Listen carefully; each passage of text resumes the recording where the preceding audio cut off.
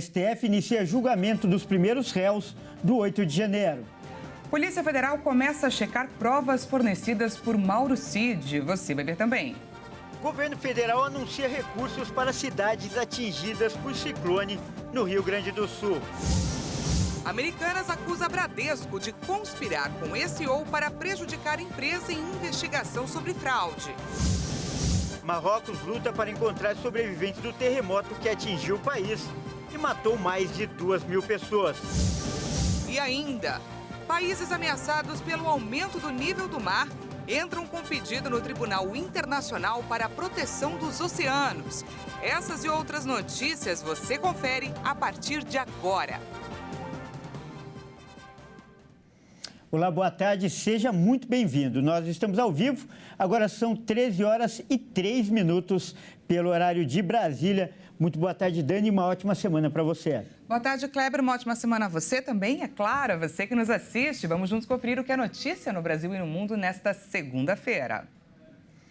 E olha só, subiu para 46 o número de mortes após a passagem de um ciclone extratropical no Rio Grande do Sul. As últimas 3 mortes foram confirmadas nos municípios de Colinas, Bom Retiro do Sul e Roca Salles. Outras 46 pessoas seguem desaparecidas e mais de 25 mil estão fora de casa. Nesse domingo, a comitiva presidencial com 8 ministros, liderada pelo presidente em exercício Geraldo Alckmin, passou por algumas das cidades atingidas pelo ciclone.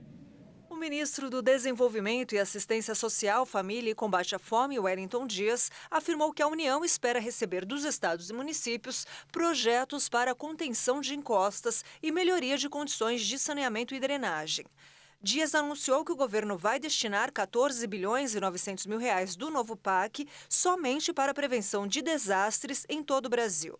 A previsão é que até 2026 sejam investidos 1 trilhão e 700 bilhões em todos os estados do Brasil.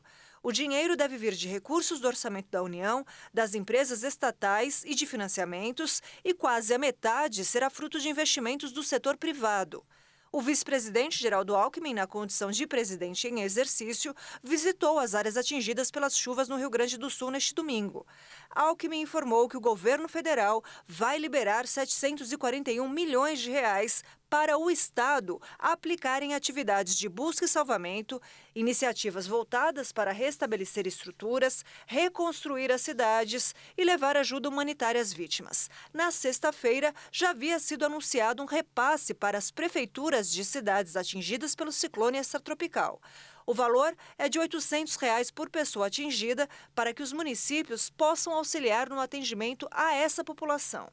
Ao todo, 88 municípios gaúchos tiveram danos provocados pelas fortes chuvas. Desses, 79 já tiveram a situação de emergência reconhecida pelo governo federal.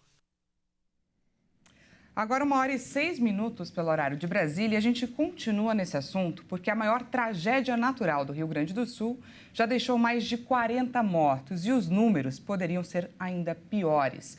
Um herói anônimo ajudou a salvar pelo menos 140 vidas e, para isso, ele usou um pequeno barco. O nome dele é Sérgio Benini e ele é empresário e ele usou um barquinho, o barco que ele tinha, para salvar os moradores de Roca Salles, que fica no Vale do Taquari. Essas são algumas imagens feitas por ele mesmo durante o salvamento. Olha só, ao todo, o Sérgio ficou 23 horas dentro do barco realizando esses salvamentos. Conforme o nível da água subia, aumentavam os pedidos por socorro. Mas quem vai contar para a gente essa história é o próprio Sérgio Benini, na nossa entrevista de hoje.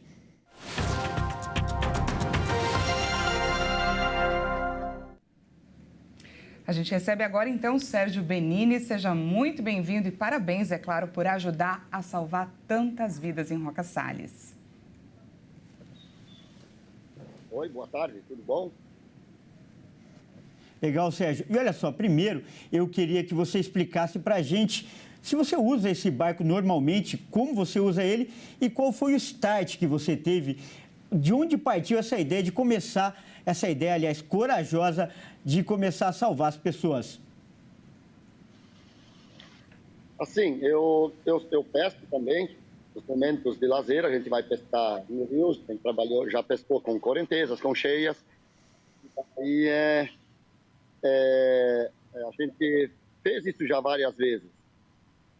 E aí, em 2020, teve uma das maiores enchentes, que era até então a maior enchente da história. Daí eu e um rapaz, meu afilhado, que trabalha comigo, a gente salvou mais ou menos umas 80 pessoas. E dessa vez, eu não estava no fim de semana, eu não estava em Rocas Tales, eu estava passeando no Paraná. E aí, quando voltou na segunda-feira, aí eu olhei nos grupos de futebol, a gente tem na construtora, e todo mundo estava falando que a enchente ia vir, que a coisa estava feia. Eu vi uns vídeos e umas coisas. E aí eu vi que a coisa estava mais séria. Liguei para os meus rapazes que trabalham comigo, pedi para deixar o barco no centro da cidade, com o motor e com combustível abastecido, que eu chegaria por umas 7 horas, levei minha esposa para casa, e às 8 horas eu estaria na cidade. Aí eu tive que vir até um certo trecho, larguei meu carro, né, que eu sabia que não ia vir enchente no interior, e caminhei mais ou menos uma meia hora entre os matos e as roças para chegar onde é que estava o meu barco. Ali por umas 8h30, eu e um funcionário meu, a gente subiu no barco e não parou mais. E aí eu vi que a coisa foi diferente da outra vez, porque outra vez era uma enchente mais calma, a água vinha com mais tempo, deu tempo para as pessoas, foi durante o dia os resgates. E essa vez, em questão de uma hora e meia, não existiu mais cidade. E o desespero dos moradores começou, os apelos por socorro, para tirar a gente. O meu celular, eu acho que deve ter recebido umas 300 ligações, eu atendia quando mesmo dava para atender. Sobre esse desespero, né? Conforme o tempo passava, mais pedidos de ajuda chegavam, né? A gente vai ouvir agora alguns áudios que chegaram no seu celular por pedido de socorro. Ô Sérgio, bom dia. Tu tá de barco por ali no Seik, ali atrás, tu sabe ali no Tigman, onde é que tu mora os Tigman? Tu não consegue ali por trás de barco, alguma coisa assim ali, cara. Tem o pessoal ali em cima das mesas, cara. A Luca Nep ali, cara. É complicado, né, cara? Eles estão em cima da mesa e estão apavorados, cara. Compadre, tu não tem nenhum barco por aí, não tá com barco salvando o pessoal. A mãe tá ilhada lá dentro de casa. Tem o senhor, irmão da Maria ali do lado, que tá do lado acamado, também não tem como sair. E elas estão com a água já na cintura lá dentro de casa e não tem como saírem. E Sérgio, como que a notícia de que vocês estavam usando o barco para salvamento se espalhou? Chegou uma hora que você viu que não poderia mais parar de ajudar até encontrar a última pessoa?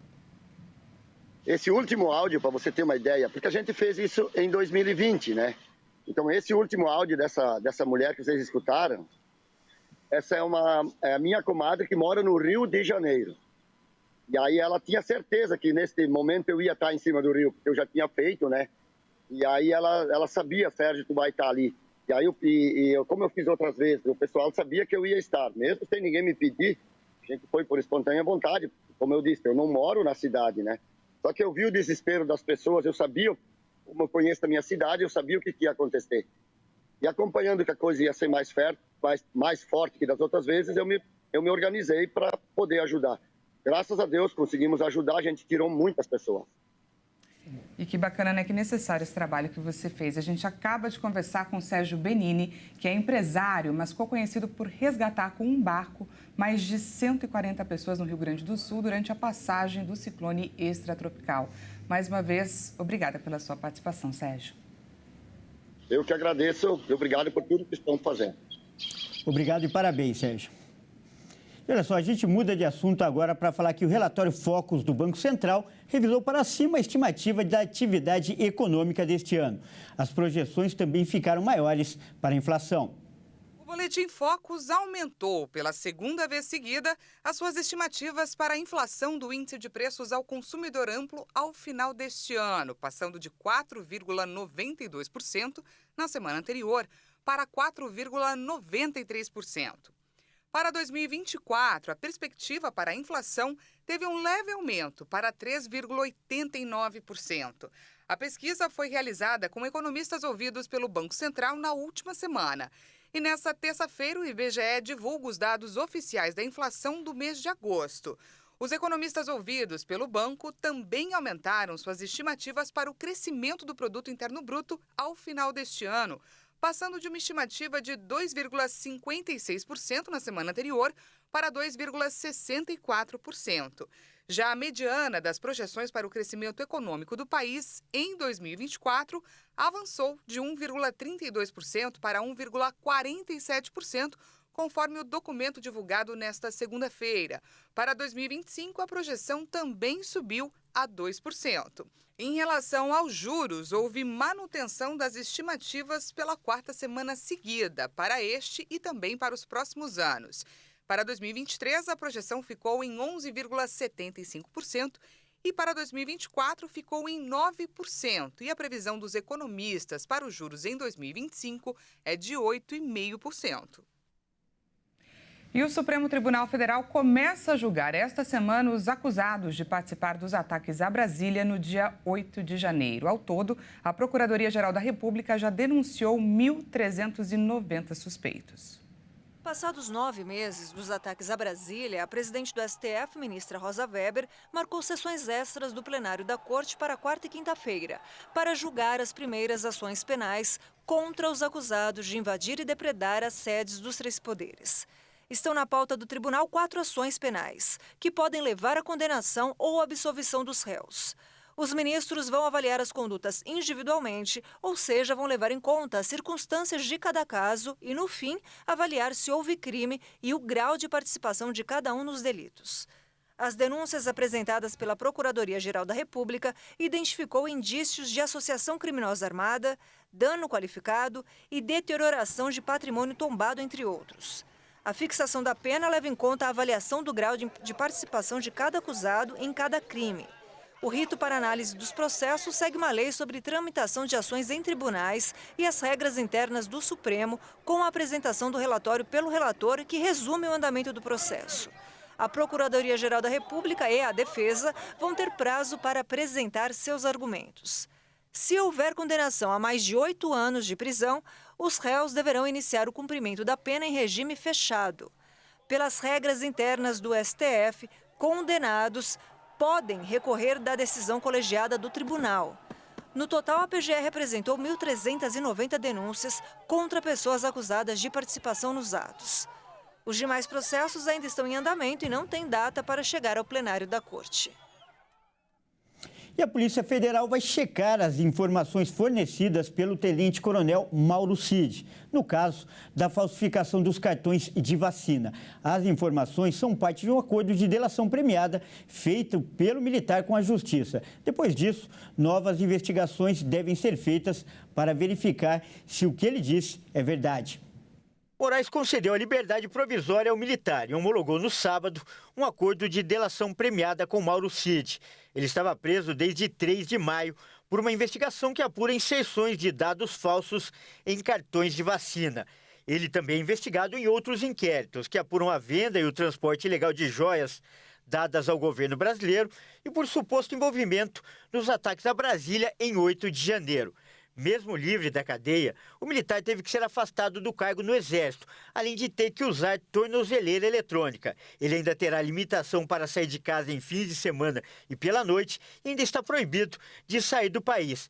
Terá que entregar o passaporte em 5 dias e terá suspensão do porte de arma de fogo, bem como o registro para coleção, tiro esportivo e caça. A delação de Cid deve tratar sobre investigações referentes ao inquérito das milícias digitais, que apura suposta organização criminosa que teria entre as suas finalidades atentar contra a democracia e o Estado de Direito. Ao concordar com uma colaboração com a Justiça, o tenente-coronel deve oferecer informações novas e provas, além de assumir sua participação no crime.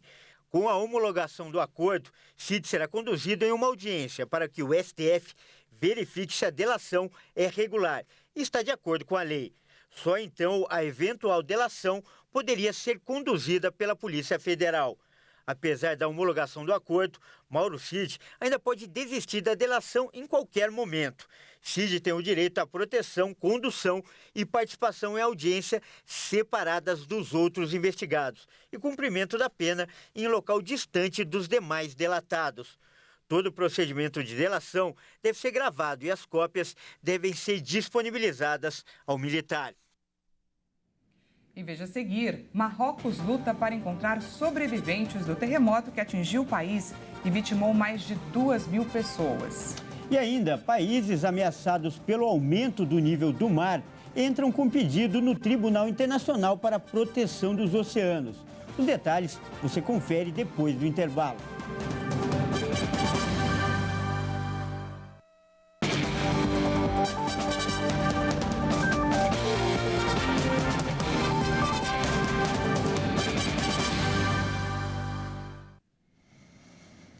Seja bem-vindo mais uma vez, nós estamos de volta e ao vivo, agora 1h19 pelo horário de Brasília. Voltamos com mais notícias desta segunda-feira para você. Olha só, a crise das lojas americanas ganhou um novo capítulo e com denúncias graves. A rede varejista acusou o Banco Bradesco de conspirar junto com o ex-CEO Miguel Gutierrez. E o objetivo seria prejudicar a Americanas nas investigações que apuram o rombo de 20 milhões de reais da empresa. A Americanas protocolou na Justiça de São Paulo uma petição que deve acirrar ainda mais a guerra de versões sobre o rombo de 20 bilhões de reais no balanço da varejista. O documento de 34 páginas é uma resposta a petições protocoladas pelo Bradesco e pelo ex-CEO Miguel Gutierrez. Eles acusaram os executivos da empresa de ter ciência do rombo financeiro durante a CPI da Americanas em Brasília. Na nova petição, a varejista sugere que o banco e Gutierrez fizeram um acordo para atacar os executivos. A Americanas apresentou cópias de e-mails obtidos pela investigação interna sobre a fraude. Também foram anexados comprovantes, como 2 prints de tela de um iPad. E a empresa alega que se trata do aparelho corporativo de Gutierrez. As imagens mostram dados financeiros do grupo e anotações feitas à mão. A Americanas afirma que Gutierrez tinha ciência de tudo o que ocorria. O Bradesco e a defesa do ex-CEO preferiram não se pronunciar a respeito das acusações. E nos destaques internacionais, as equipes de emergência marroquinas, com o apoio de socorristas estrangeiros, buscam sobreviventes do terremoto nesta segunda-feira. O tremor de terra, registrado na madrugada de sexta para sábado, devastou o país e deixou 2.500 mortos e quase 2.500 feridos. Na véspera, o governo marroquino relatou ter aceitado as ofertas de envio de equipes de buscas e resgate da Espanha, Reino Unido, Catar e Emirados Árabes Unidos. Vários países, incluindo França, Estados Unidos e Israel, também ofereceram ajuda ao Reino do Norte da África. As equipes ainda têm esperança de encontrar pessoas vivas sob os escombros. Recentemente, na Turquia, uma mulher foi resgatada 6 dias e meio depois do terremoto que atingiu o país. O tremor de sexta-feira no Marrocos teve 7 graus de magnitude, segundo o Centro Marroquino para Pesquisa Científica e Técnica, e 6,8 para o Centro Geológico dos Estados Unidos. Diante da destruição, a solidariedade está presente em Marrakech, onde a Seleção Nacional de Futebol e centenas de outras pessoas formaram filas nos hospitais para doar sangue. A Cruz Vermelha Internacional afirmou que o país pode precisar de ajuda humanitária por meses ou anos. Além das perdas humanas e materiais, o terremoto também afetou o patrimônio arquitetônico do país. Na Medina do bairro antigo de Marrakech, os danos são impressionantes. As muralhas do século XII que circundam a cidade imperial, fundada no ano 1070 pela dinastia dos Almorávida, estão parcialmente desfiguradas. Um representante da Unesco afirmou que os danos são maiores do que se imaginava. Um grupo de países insulares, ou seja, que são cercados de água por todos os lados, entrou com um pedido no Tribunal Internacional de Proteção dos Oceanos. O motivo é que eles se sentem ameaçados pelo aumento do nível do mar. Os 9 estados pedem para o tribunal determinar se as emissões de gás carbônico absorvidas pelos oceanos podem ser consideradas poluição e quais são as obrigações dos países para evitá-las em caso afirmativo. Os ecossistemas oceânicos produzem metade do oxigênio respirado pelos humanos e limitam o aquecimento global, mas o aumento das emissões pode aquecer e deixar mais ácidas as águas marinhas, prejudicando a vida no oceano. A Convenção das Nações Unidas sobre o Direito do Mar define poluição como a introdução por humanos de substâncias ou energia no ambiente que podem prejudicar a vida marinha. O texto não cita as emissões de gás carbônico como um poluente específico, mas os países insulares sustentam que cumprem os requisitos. As pequenas ilhas estão especialmente expostas ao impacto do aquecimento global e da elevação do nível do mar, que pode deixar países inteiros debaixo d'água. Bahamas, Tuvalu, Niue, Palau, Vanuatu, São Cristóvão e Neves, São Vicente, Granadinas e Santa Lúcia aderiram à petição.